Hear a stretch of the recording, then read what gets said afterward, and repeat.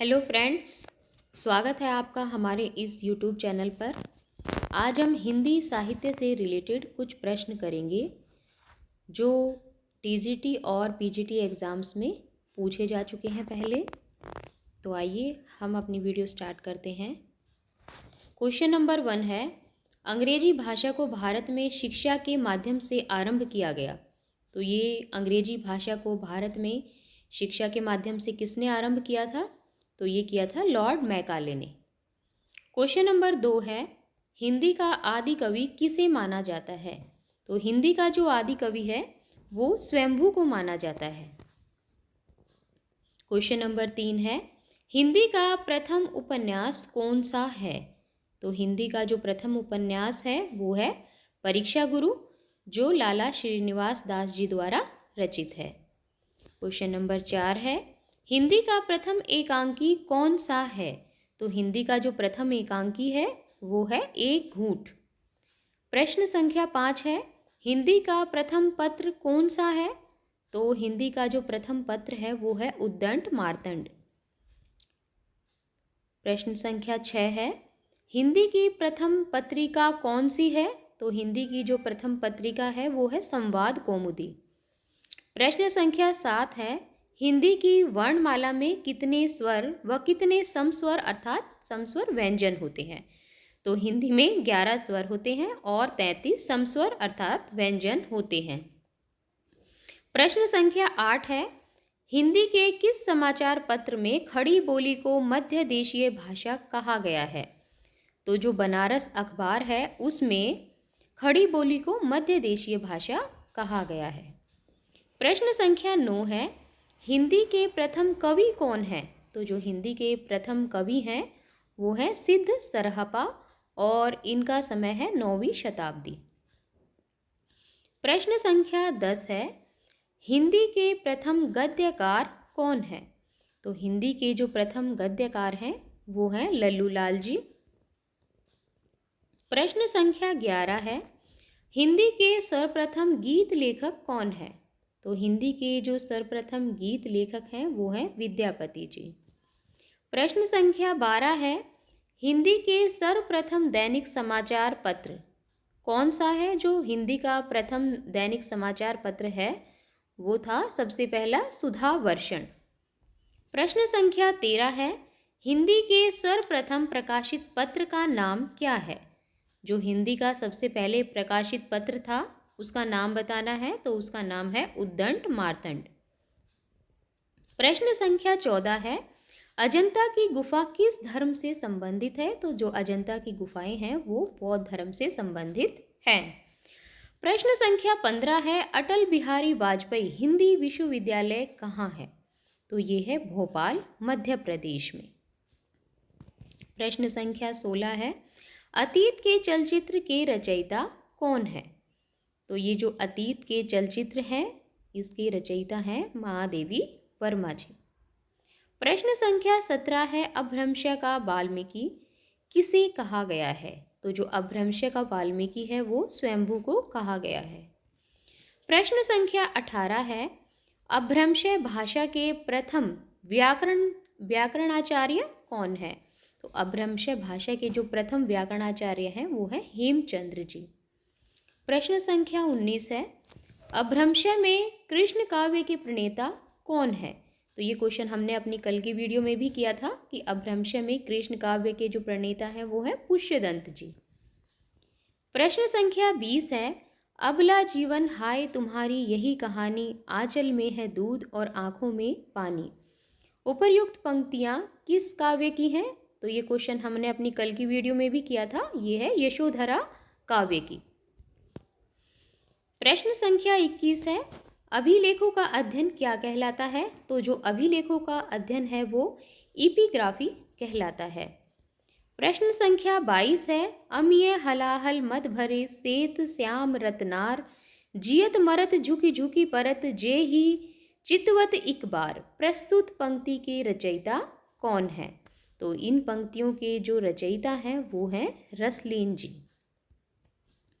प्रश्न संख्या 23 है, अमीर खुसरो ने किसके विकास में अग्रणी भूमिका निभाई? तो जो अमीर खुसरो जी हैं उन्होंने खड़ी बोली के विकास में अग्रणी भूमिका निभाई थी।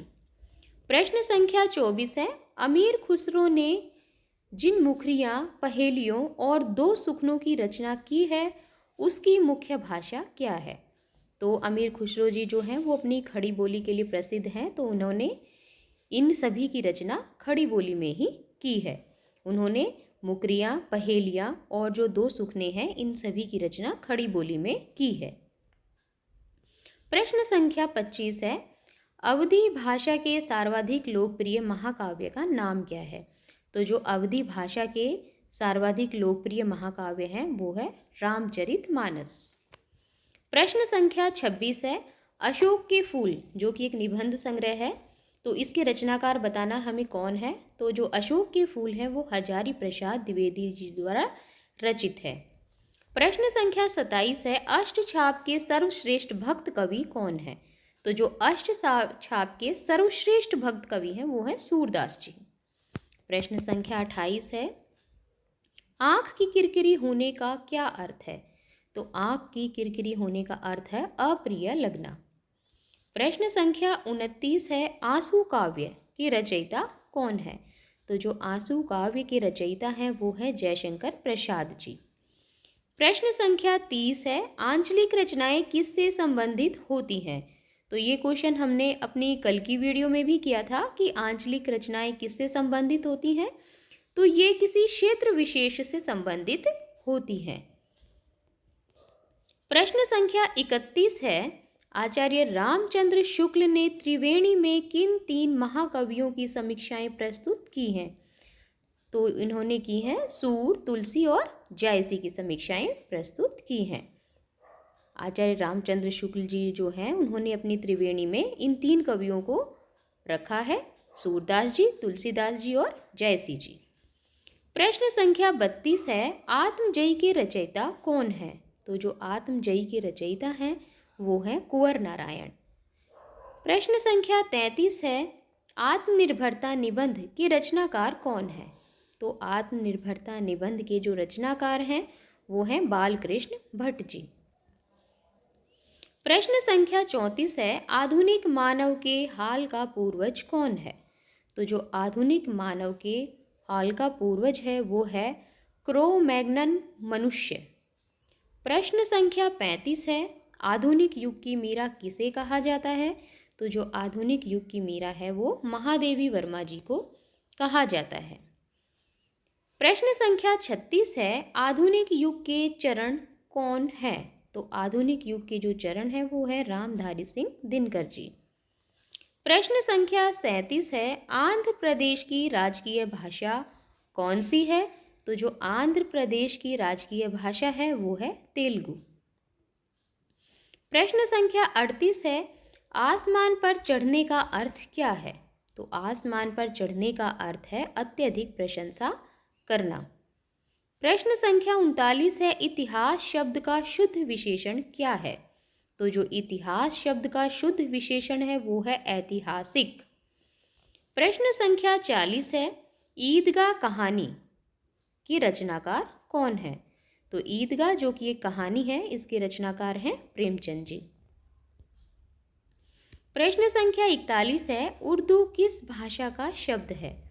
तो जो उर्दू है वो तुर्की भाषा का शब्द है। प्रश्न संख्या 42 है, एक नार पिया को भानी, तन बाको सगरा जो पानी। यह पंक्ति किस भाषा की है? तो ये जो पंक्ति है वो ब्रज भाषा की है। प्रश्न संख्या 43 है, एक भारतीय आत्मा किसे कहा जाता है? तो एक भारतीय आत्मा माखनलाल चतुर्वेदी जी को कहा जाता है। प्रश्न संख्या 44 है, ऑस्ट्रिक भाषा समूह की भाषाओं को बोलने वालों को क्या कहा जाता है? तो जो ऑस्ट्रिक भाषा समूह की भाषाएं बोलते हैं उन्हें किरात कहा जाता है। प्रश्न संख्या 45 है, कटकटान कपि कुंजर भारी, दहु भुज दंड तमकी मही मारी, डोलत धरनी सभापद खसे, चले भाजी भय मारुत ग्रसे। ये पंक्तियाँ किसके द्वारा रचित हैं? तो ये जो पंक्तियां हैं ये तुलसीदास जी द्वारा रचित हैं। प्रश्न संख्या 46 है, कठिन काव्य का प्रेत किस कवि को कहा जाता है? तो जो कठिन काव्य का प्रेत है वो केशव दास जी को कहा जाता है। प्रश्न संख्या 48 है, कथा सम्राट किसे कहा जाता है? तो जो कथा सम्राट है वो प्रेमचंद जी को कहा जाता है। प्रश्न संख्या 48 है, कबीर दास की भाषा क्या थी? तो इनकी भाषा थी सदुकड़ी। ये हमने अपनी कल की वीडियो में भी किया था कि कबीर दास की भाषा कैसी थी? सदुकड़ी भाषा थी, जिसे खिचड़ी भाषा भी कहा जाता था। प्रश्न संख्या 49 है, कलम का सिपाही किसे कहा जाता है?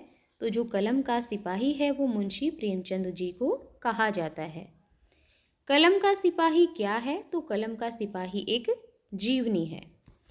तो फ्रेंड्स, ये थे हमारे आज के कुछ क्वेश्चंस। अगर आपको हमारे ये क्वेश्चन अच्छे लगे हों और अगर आपको हमारी ये वीडियो भी अच्छी लगी हो तो आप लोग प्लीज़ इसे लाइक करें, सब्सक्राइब करें और शेयर करना ना भूलें। Thank you.